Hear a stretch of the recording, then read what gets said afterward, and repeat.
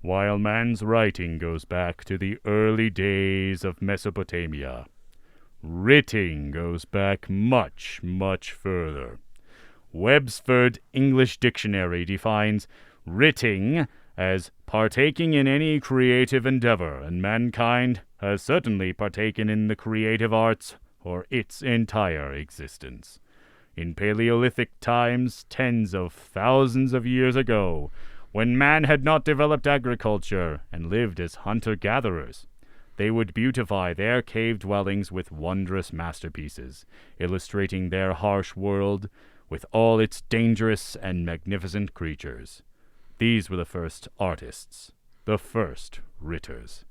And naturally, with the first creative works, it was only natural that others would create content, critiquing this culture, and guiding others with how to create their own works of art. Let us go back to this harsher time of eons past, and see mankind's first writters. Welcome, fellow nugs, to another episode of The Rugwug, the show that looks over the wonderful art of our fellow brothers and sisters and craps all over them. My name is Mag Dugnod, and joining me as always is my fellow hunter and occasional writter, Mag Dagvad. Thank you for having me, Dug. It's always a pleasure to join you in this cave, where we tell our stories to the others in our clan. Of course, Dagvad. The usual blizzard and raging storms outside are more apocalyptic this week than usual, so we figured we'd record another episode. And by record, I mean have the others in our clan tell the episode orally to other clans. Yes, Dugdod, thus spreading it like a network worldwide. But enough about distribution. Let's begin with our usual set of what will we rip off from this month. Earlier this week, I saw a painting of a big bison with 7 horns and an udder so large it was utterly ridiculous. I suspect some udder enhancement was at play. Oh, I know that drawing.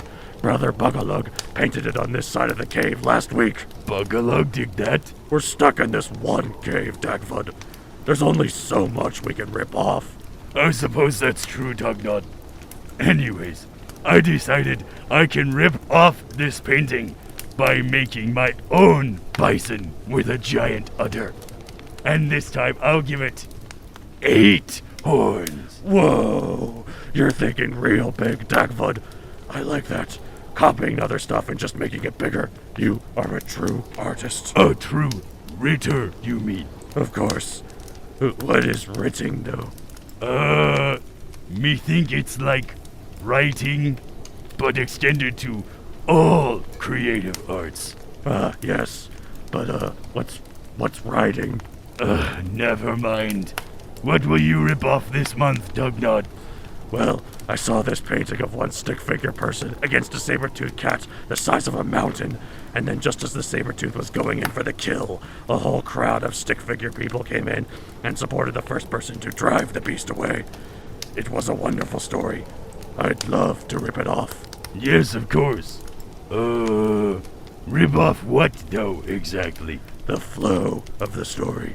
You begin with the setup, build up the action, and at the end of the second act all seems lost, but then the third act begins and builds up to a big climax where the day is saved. It's a perfect narrative progression. Oh, I know what that means. Build up to a climax. That's how all Mother Wuggalug had a bunch Silence! Let's not get into that. Anyways, shall we move on to the next segment? Of course.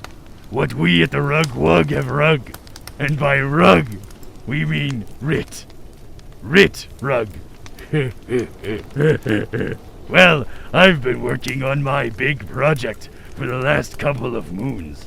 Big project? Yeah, an 8-horned bison with a giant udder. We've been over this, Dugnod. Of course, Dagvad. Well, I've been working on my narrative progression paintings.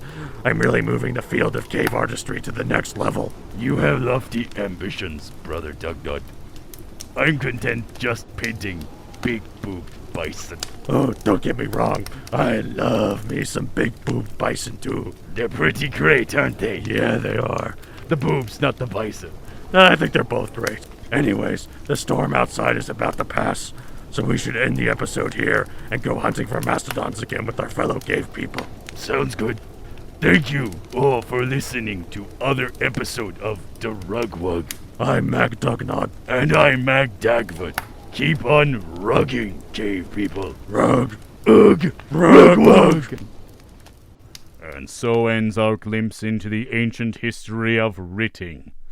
Even so early in the age of man, you can see the true potential of his creativity. All the vapid video logs and trashy airport novels, those all started right here in those caves, setting the stage for the limitless creative potential of mankind. May God have mercy upon us all. Welcome, fellow nerds, to another episode of The Ritwit, the show that writes real good. We write good, and grammar good. As you could tell from your...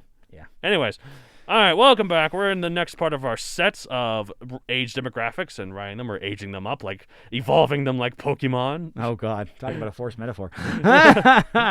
Anyway, before we get into that, though... Yeah, wait, no, I was going to say, speaking of metaphors, but that's not... I was really that hoping... doesn't work. That wasn't the word you used. Doesn't work. Yeah. Let's see. We'll do our vocabulary vitamin of the month, which this month is atrophy. A-T-R-O-P-H-Y.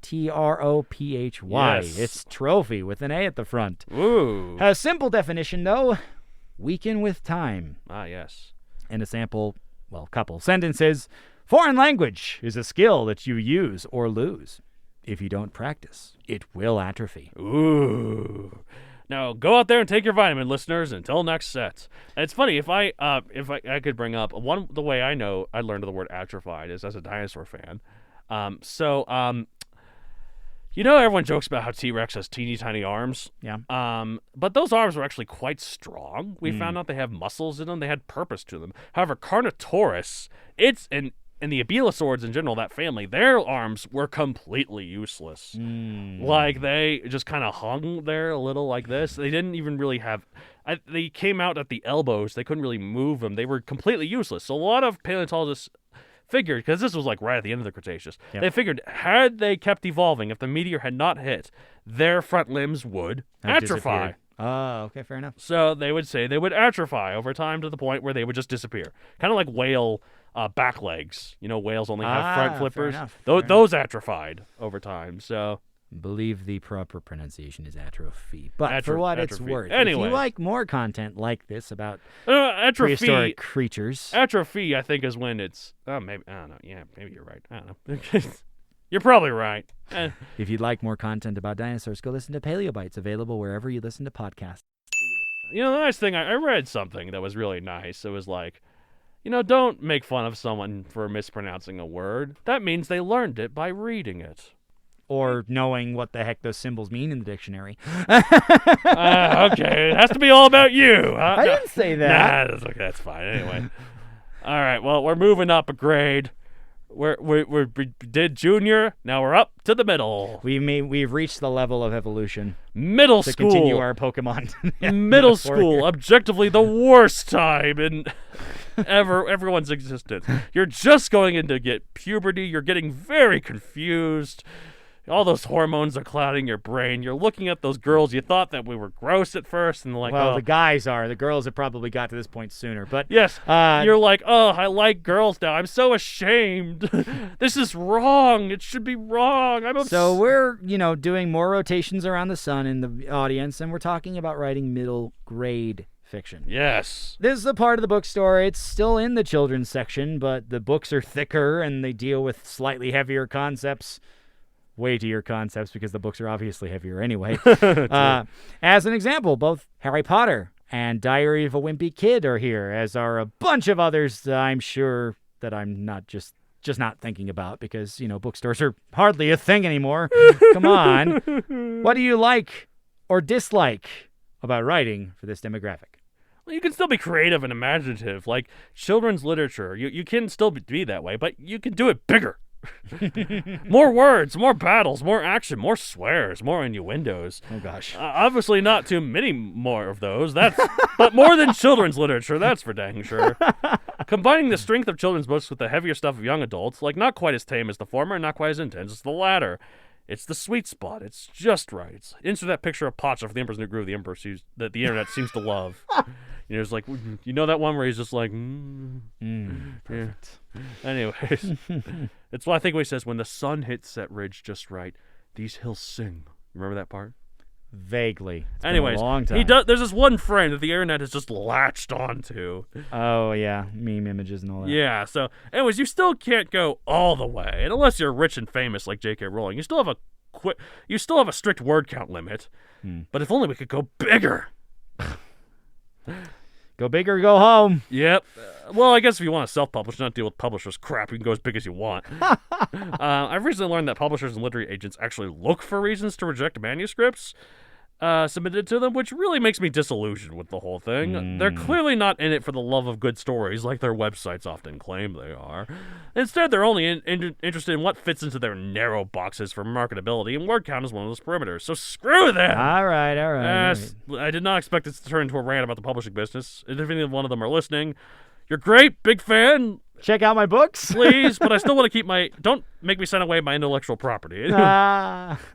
IP wars, aren't they wonderful? Oh, man, aren't they just? Anyway, I believe that you get the benefit of expanded vocabulary, word count, Yes. page limit, Yes. and you don't need to get too grimdark, trademark, Grimdark. because it's not expected unless you slap some other subgenre on top of middle grade. That's true. It's very true. Aside from being the Goldilocks lane between voracious readers younger than legal and still intriguing to people that have yet to grow up, the concepts can be less formulaic, weighty as you want to make them, and, well, I think you get the point. Yeah. Make the book really heavy to make it literally weighty. Big door stopper. Because of my thing about escapism, I strive to write stories that people of all ages can enjoy. I love me some escapism. And frankly, that's this demographic, targets aside. Yes. But yes, you can't run buck wild. I almost put buck naked in the notes. I thought about that for a second. Come on. Can't middle run grade. buck Think wild about on the it. page because certain topics are still highly discouraged. Yes. The biggest issue with this demographic, more than any limitation or lack in certain elements of story creating, is the amount of successful examples. Yes. It's hard to carve out a niche if new readers can dismiss it as poor man's Percy Jackson or Diet Lord of the Rings or the like. You just banged the other microphone. At least he's not recording. Yeah, hopefully we still don't hear a thump. We'll find out. If not, I'll fix it in editing, and it'll be flawless. And you'll be talking about this anyway. Yes, I'm going to leave this in for All sure. right. So is there a certain genre that lends itself to this demographic more than others that we talked or will talk about? Comedy and fantasy, I think, work really well in this demographic. Sci-fi is a little trickier, as usually you have to spend time explaining how the technology works, and unless it's like really soft sci-fi, which I guess is fine. But it can eat up precious amounts of your word count, and plus the audience usually isn't interested in that kind of stuff. Fantasy usually doesn't require as much of an explanation, especially for middle grade, and so they're willing to suspend their disbelief more and accept whatever bull hooky you write. However, plenty of middle grade sci-fi exists. It's just less common, I think. In fact, I sometimes go back and forth on whether or not Megazoic should be middle grade or young adult. I've heard it reads like young adult, but the target demographic that likes it a lot more tends to be middle grade. So I think I might train it over. In fact, I've thought about, I don't know if this is the place to get into it, but maybe we could beef this out a little because we're going through this pretty fast. I have thought about adding a subtitle to the first Megazoic book to help it get easier to market. And so the first book I'm thinking will be renamed Megazoic: The Dinosaur Empires. So it has dinosaur in the name. Right. It says more what it's about. It's easier to search. And with this, I'm going to think about re-uploading them with new covers. Because for Teslanauts, I've been talking to this marketing agency. Maybe I could save this for what we at the Rip would have writ. Or just record it now and put it in then. That's too much work. Basically, for when I'm talking to this marketing agency, they gave me some people that I could use for cover artists for Teslanauts, and if I like their work for it, because I feel like that is something I probably need an artist for rather than Photoshop, like I did with Megazoic. But if I like their work, I might see if they're interested in doing Megazoic, and if I'm going to rename the first book, might as well use that as a reason to... Jumping on points. Anyway. Redesigns, reissues, aren't they great? Anyways, what kind of genres do you think lends itself to this demographic more than others? What do you think, David? Continuing off of what Donald mentioned, I don't A think long time ago. steamy romance works for this age group. Yes. Aside from the obvious climax involving things we normally shield kids' eyes from witnessing, the thought of romance being so strong and overpowering at the expense of deliberate thought isn't familiar to this target demographic. Yeah. Doesn't mean that one couldn't lean on those ideas in part, throw in a dash of horror here, an LGBT couple there, and the like, but most readers will probably choose to avoid the story if there's too much of an element that doesn't suit their tastes, rather than read it in spite of their inclusion. You know, I read the Dinoverse books. Of course I did when I was a kid. They're middle grade. And there's, if it's by your favorite author, Scott Simpson. Favorite. He was better before he was married. This was definitely after he was married. And there's a lot of romance between 13-year-olds and that. It's kind of weird. Now, that's not to say that attraction doesn't exist and people get into relationships at this age, but the fact that it's most likely temporary, spur of the moment, not so passionately deep that they're like, oh, we're committed to this for the long haul, which is why I don't think steamy romance works here. Yeah, that's true. Things like comedy, however, which all of us can appreciate in different types and amounts, those are intergenerational, which means they can really thrive in this demographic. I'd say so. I think comedy, a lot of kids just love to laugh. Laughing is good for you. Especially in middle school when you're miserable. Extends your lifespan. What's the difference between this, middle grade, and young adult fiction? The differences might seem a bit blurry because they do target somewhat overlapping age ranges, but surely we can define it further. From what I've researched via quick Google searches. Can't give yourself too much credit. Middle grade is usually shorter, has less profanity, has no sexual contact beyond kissing, usually is in third person, and has the main character interacting with mainly their family and friends.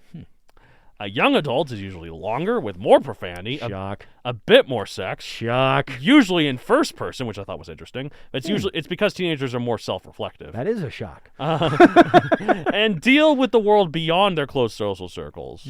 Other than that, there's a lot of overlap. Whatever feels right, I'd say. Whatever the hell that means.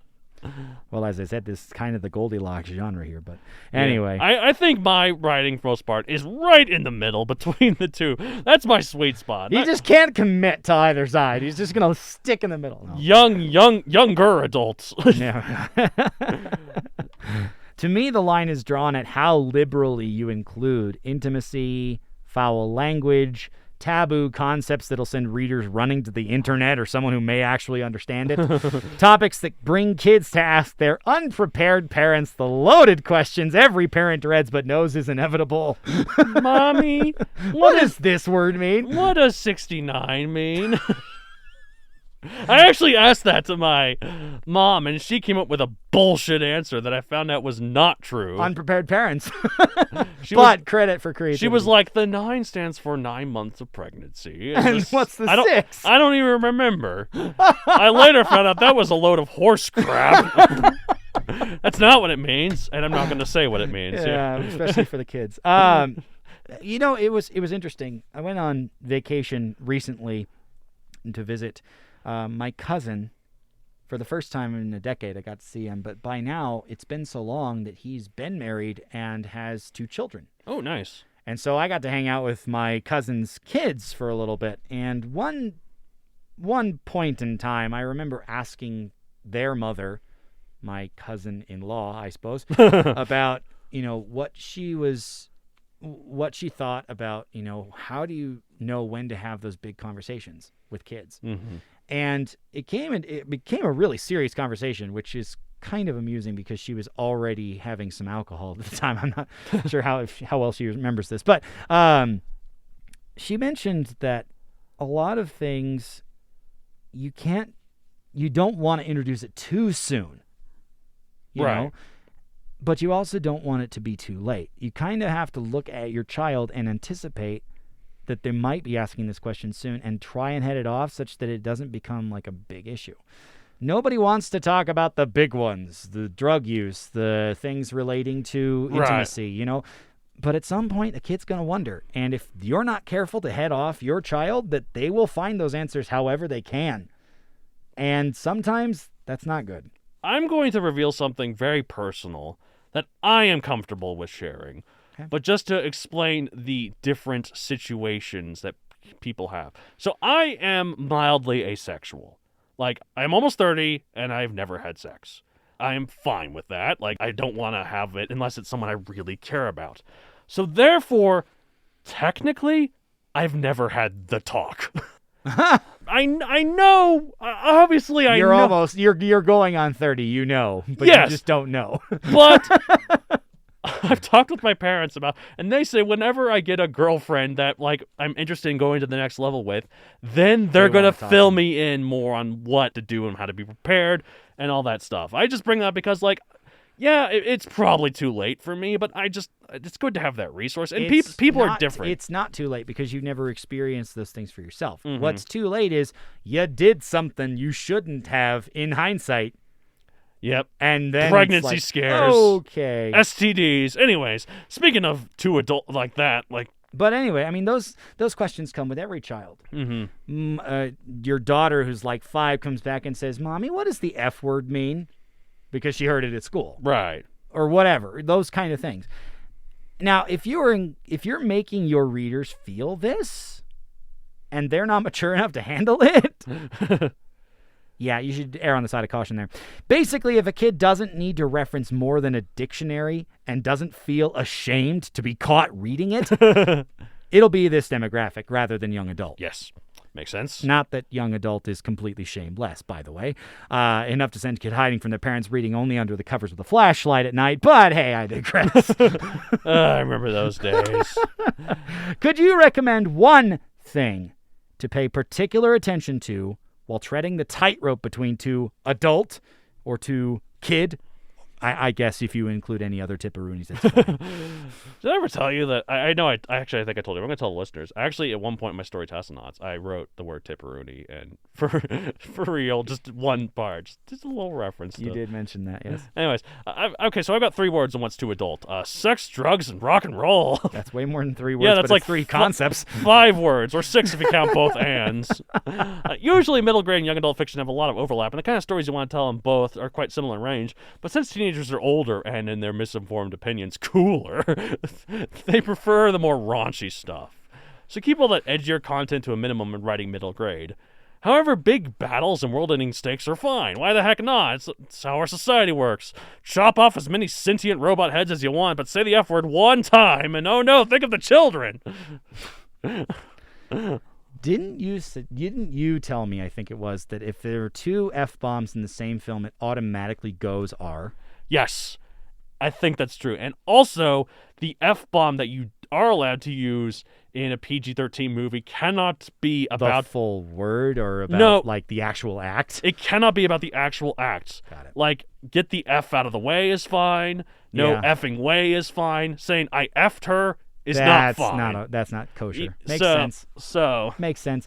Hey, but speaking of MPAA rating, yes, for this kind of fiction, where do you think that falls on our scale? I think PG is fine. Okay. For what it's worth, the Aragon was a young adult book, but its movie was PG, if that means anything. So, and the first of the Harry Potter books were PG. The movies were PG. It's also worth mentioning that in adaptation, things can change enough. I mean, the MPAA is an independent board. Mm-hmm.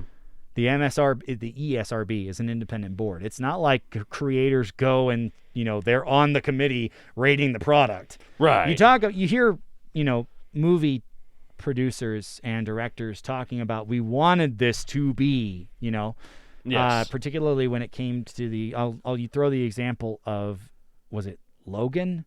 Yes. That they were like, we think we can go R because Deadpool had already come out at this point. Well, and it's also that's a different kind of R than Deadpool, though. But yes. Deadpool did prove there is a big untapped market for R-rated superhero movies.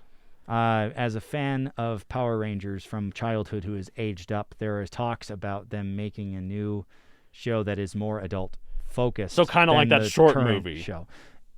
Obviously, that had nothing to do with the show that was itself, fan made. That was fan made. That idea And I'm just like, I am all here for this. Well, you the know? movie of Power Rangers was more adult. 2017 was also more adult. It was yeah. PG-13, and it dealt with some heavy issues. So. It did. It did.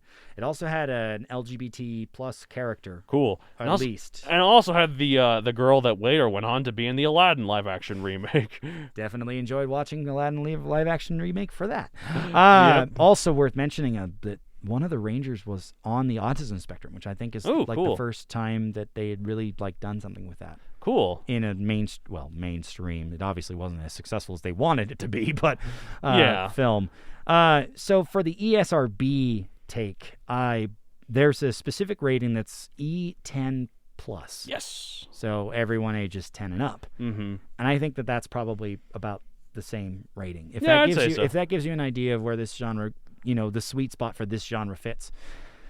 That said, I'm going to throw out that the MPAA and the ESRB rate into my actual answer for this question. Oh. So I have one thing that you should pay attention to. I'm amazed that you did that whole standby sex, drugs, rock and roll, but you didn't just leave language in there. Donald, come on, because that's the thing. Big words are generally okay. Encourage erudition and all that. I like to think that language is part of the rock and roll, bro. Yeah, totally. Because it ain't part of the other two. But swearing beyond any reasonable minimum rules it out of the rating that either the MPAA or the ESRB would provide for this demographic, I That's think. true. That's true.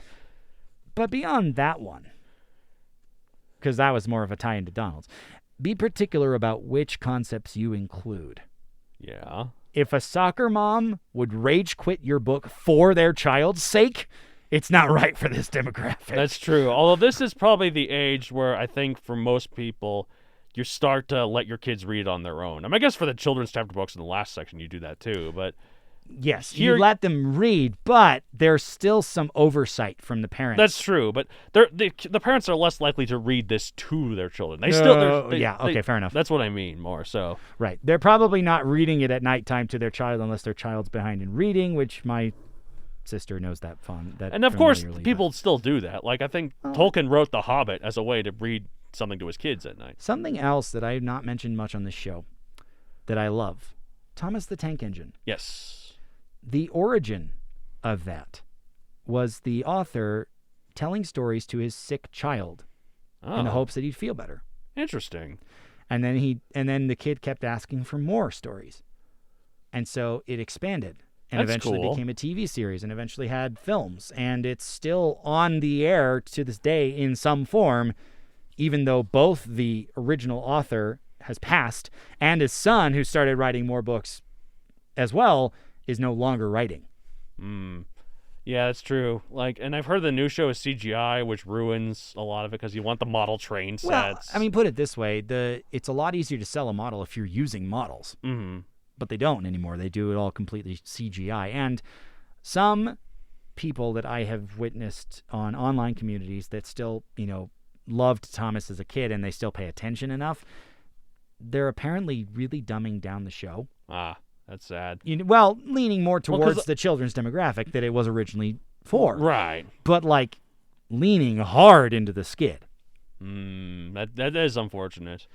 Well, and another thing about that, too, originally all of the main stories that were written by the original author were based on real-life train events. Oh, really? That's Yeah. cool. And they just personified the trains. Yep. Oh, that's cool. Anthropomorphized them, gave them faces, and they were voices. So although the whistles and signals became something else that they were trying to communicate. And his kid ate that up, and so he kept doing this. I wonder if a good balance for a future Thomas the Tank Engine show would be to have the model trains and have all that, but CGI the faces to make them more expressive. Maybe so, But then they did make several face models for each train. Yeah, I guess that's true. But they were kind of limited. They could move their eyes and they could kind of. Yeah. But I don't know. I guess if you're trying to sell toys with that would give kids the wrong idea. Oh, my toy can do this. No, But it the can't. CGI, yeah. So I don't know. well, Maybe. And the other thing that the follow up to that is that eventually, at some point, it became more of a collective ownership thing between the people producing the TV show and the films and stuff, and they went away from it being real life incidents and became more invented. See, this is what I was talking about with Megazoic, selling the intellectual property. Ideally, I would love to be able to sustain myself as a self-published author, because the publishing business I've read is more like a cult. Unless you're in it already or you're selling a lot, they're not interested in you. And sometimes when you have something that's popular, you get people that's like, okay, yeah, we'll take ownership, we're going to make it a lot more money. You won't get a dime of it, and we get to do what we want with it. And that seems to be what's happening with Thomas the Tank Engine. So Depends on how you sign, rights deals and stuff like that. Yeah, you got to be... Generally, they will leave the original creator, owner of the IP out of the loop, and just they'll have like oversight. They may have a kickback percentage, but essentially you're signing away control.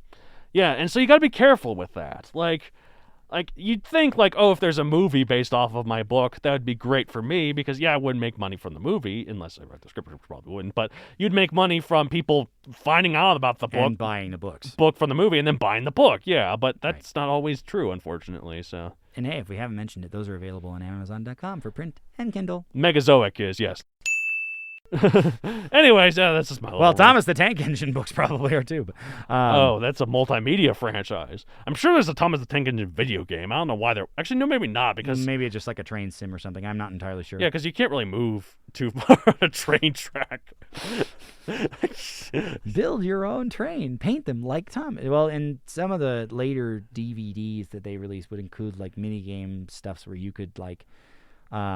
switch the points yourself so they go on the right track. Oh, that's so cool. Just basic operation type stuff that, so silly a kid could do it. That's so fun. Yeah. I'd want to do that. Anyway, so... Well, hold on, because we did talk about this last time when we were talking about kids, but what's the best like phase of life for you to write these kind of stories? Probably young adults, because that way it's still kind of fresh-ish in your mind, like you're in your early 20s or late or mid 20s, and you remember enough from your own experiences without but you're still mature enough to probably get a story down. Or like you said with the kids, if you have a kid that's middle grade, right? So well, I mean, you can only take the experiences of those in your immediate sphere to rely on, right? So in my case, I believe, kind of similar to Donald, I think that like you have to be close to this age group, but you've had to experience it for yourself. Right.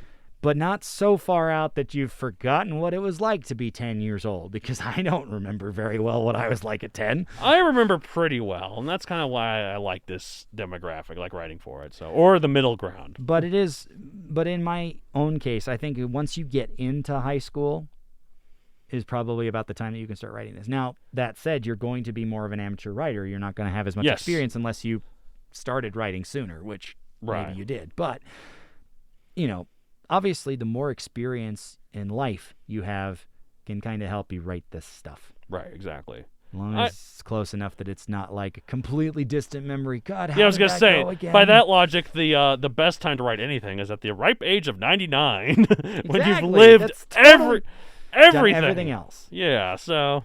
Well, I mean, that's my take. And a lot of people do start out writing in middle grade times. I started writing, I think, when I was like 6. So a lot of people, not all. Yeah. I always like to one-up people. I started writing when I was 3. Hey, guilty of it myself. Anyway. Anyways, that's basically it for middle grade, I think. Unless you have something else to add about it.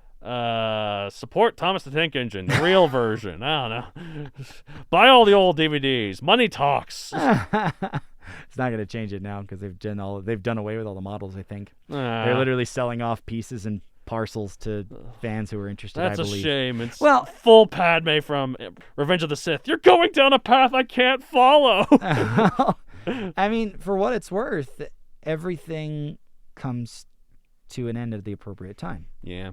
So whether it's the ownership of an IP and then it's handed off to somebody who takes care of the product, maybe it dies there because there's no transfer. I think Redwall is basically done, even though Brian Jakes handed it to his son. Yeah, that's true. And it's true. He died a long time ago, though. Well, not a long time ago, like 10 years ago or something. It's been a while, but not like extensively long. Yeah, well, I mean, that's okay. I mean, I kind of like get that. Like, all things need to have their end. Like, we need to come up with new IPs. Like, a lot of Bionicle fans really want Bionicle to come back again. I don't think it can, because even if it did, it wouldn't capture that same lightning in a bottle. It'd be Bionicle with different character names. We'd fall in love with different Matoran, and later who probably become Toa, and then maybe eventually, if we see it long enough, Turaga. But That's the thing. It'd either be more of the same, or or something new with it. And either way, it probably wouldn't be that lightning in the bottle again. Here's the thing that I notice about Bionicle and the transition from that to Hero Factory. I normally bash on Hero Factory. One thing is worth noting that is a positive about Hero Factory is that it didn't really change much. I mean, they could practically be Bionicle, but they decided to mint it as a new thing so you'd get more interest. Introduced a new type thing called CCBC or something like that. It's like a new way to build the sets, so that's pretty cool. The sets of Hero Factory were great. It was the story that was crap, but I don't know. Well, no bias. It got us out of Bionicle. Point is, to me, like, Bionicle has its point in history. It had it. It had its moment. It's gone now. Let's come up with something new. I always for a new. Well, and speaking of love, Japanese properties, IPs that I love, there was a long time where Kamen Rider was not airing. Yes. There was a long time where Ultraman was not airing frequently. Mm-hmm. Whereas Super Sentai has been going on consecutively for 45 years, and some fans about my age demographic are like, okay, we should let it at least rest for a while.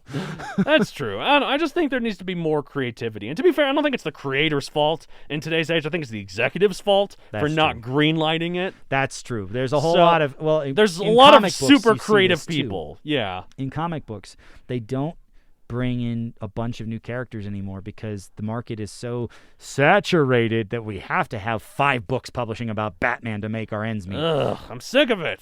I'm not going to say... I'm not interested in the new Batman movie just because I've seen Batman. The thing that's unfortunate about these old characters, it gives them a wealth of history. Mm-hmm. But because they are so reliant on those big names, those tent poles, that there aren't other characters who really get the chance. That's why Marvel makes the Eternals and Guardians of the Galaxy and other with stuff. Music. I was listening to a radio station that had hits from the 80s, 90s, and 2000s the other day, and I was thinking about this, that, the music that we hear from those at this point in time is like the 1% of 1% right, of the songs that came out, right? People say, like, all that stuff was so much better then because they're only hearing the songs that we keep playing. There was a lot of crap that came out then that we just forgot about. Or maybe it wasn't crap, but we forgot about it anyway. Mm-hmm. And I was going to make the argument that same thing happens with comic characters that aren't given the chance. The creators are trying their best to make a good character, and sometimes they're fascinating because they're not fill in the blank. Right. But then they don't usually get more than that maiden voyage, unless they are just capture the zeitgeist so fast. Wolverine, Deadpool. Well, Guardians of the Galaxy wasn't a big comic at all until the movie came out. Now it's huge. So Iron Man wasn't as big as he was. Point is, Marvel Studios make a Moon Girl and Devil Dinosaur movie. Anyways. All things must come to their end at an appropriate time. And speaking like this episode. We've been talking nothing about middle grade here, but that's it for this week. A huge thank you to all our patrons so far. Contact us at mattsd@methodonCreator.com for any general questions to either co-host. Rate us on Apple Podcasts or anywhere you listen to podcasts. Helps the algorithm. Follow me at Methadon Creator on Facebook, at Methadon64 on Twitter, and Methadon64 on Instagram. Why 64? Because that's how many times I've had to take second grade over again. Speaking of middle grade. Even though I first went to second grade 22 years ago. Oh, boy. They expect me to have to take it another 42 times before I can finally move on to the third grade. Just a little bit longer, David. I mean, you're more than a third of the way through. Whatever. Anyways. This joke needs to be aborted. Anyways. All right. I'm Matt Donald. I'm Matt David. We've twitted ourselves out about a lot of things, but we'll be back next week with more on a slightly higher level. Until then, keep writing, wash your hands, wear a mask, get the vaccine if you can. Stay safe and keep your loved ones safe too. Bye. Bye. The